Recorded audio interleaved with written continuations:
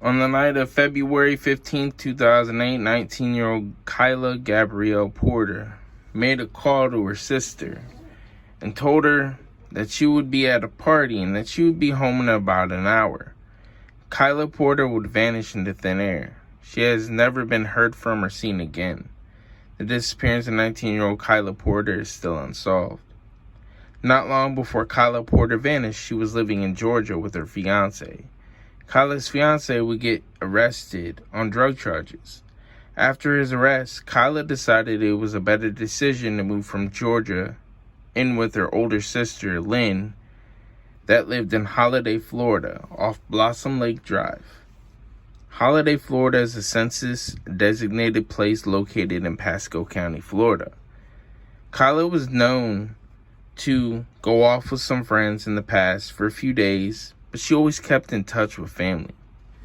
While away, she would always come back. Kyla's description was 5'4", 125 pounds. She had brown hair, brown eyes. She had multiple tattoos, 2 stars, both of them high on her chest, one on the left side, one on the right side. And the one on the right was red, the one on the left was blue. There was a fairy on her right shoulder. She had skulls shaped in a heart. It says unbreakable on her lower back. Her teeth were straight, ears pierced, nose pierced, and sometimes put dyes and highlights in her hair. An agreement would be made between Kyla and her sister, Lynn, that if Lynn needed a babysitter, Kyla would watch her kids. Lynn worked at a local pizza place. According to Lynn, she would get up in the morning, get herself ready and get her kids ready, then drop them off at daycare. Her mom, Teresa, would pick up the kids. And then later, Lynn would go over to her mom's place and pick up her kids and go about their night. On February 15, 2008, the mom, Teresa, couldn't get her car started. She would call Kyla's twin sister if she could go get the kids from daycare. At this time, Kyla also needed a ride. We don't know any information on where Kyla went or who she was with. We do know that Kyla left some items behind: her purse, ID, and a few winter coats. It was a bit chilly that day, especially at night, with temps around 40 degrees. Lynn would get off of work at the pizza place around 10:30. She would eventually go pick up her kids from her mom's house, and then she would leave to go home for the night. Kyla called Lynn. She would tell her sister that she was at a party and that she would be back home in an hour. Kyla never said where she was at, how far she was. We don't really know. After this phone call, an hour passed. Kyla's family didn't hear from or see Kyla again. The hour passed and no sign of Kyla. The family got worried. The mom, Teresa, would try to track down all the friends of Kyla in hopes that maybe someone knew where she was. There was one friend that Teresa would call because this friend was with her the night that Kyla went missing at the party. The call was odd. The friend would tell Teresa that she hadn't seen Kyla for a few weeks. This friend of Kyla's, for whatever reason, started to get irritated with Teresa, asking about Kyla. The friend would hang up the phone out of nowhere. Teresa would also try to call the mom of the same friend. The response was, "They don't want to have anything to do with it. Don't harass my daughter." For 2 weeks, Kyla still hasn't been heard from or seen. The mom, Teresa, goes to the Pasco County Sheriff's Office to start the process of reporting her 19-year-old daughter, Kyla Gabrielle Porter, missing. Pasco County Sheriff's Office didn't take Teresa seriously because Kyla has gone missing before, even though it's already been 2 weeks and nobody's heard from her. Deputies also told Teresa to wait another week and they will file a missing persons report.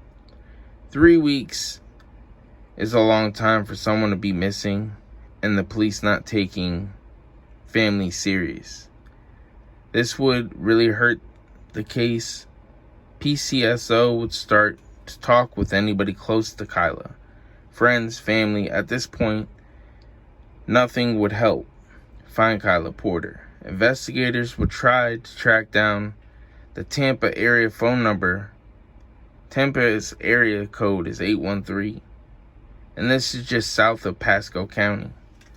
The number was useless because it was an untraceable number.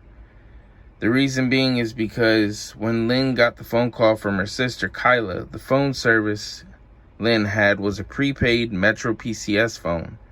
The specific cell phone she had only showed the last 10 calls.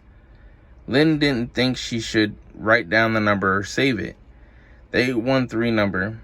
3 weeks later, whoever owned the phone is unknown. A rumor started to go around that would eventually get back to Kyla Porter's family. The party Kyla was supposedly at February 15, 2008 was in Moon Lake. The area is only 15 miles from where Kyla was living with her older sister Lynn in Holiday, Florida.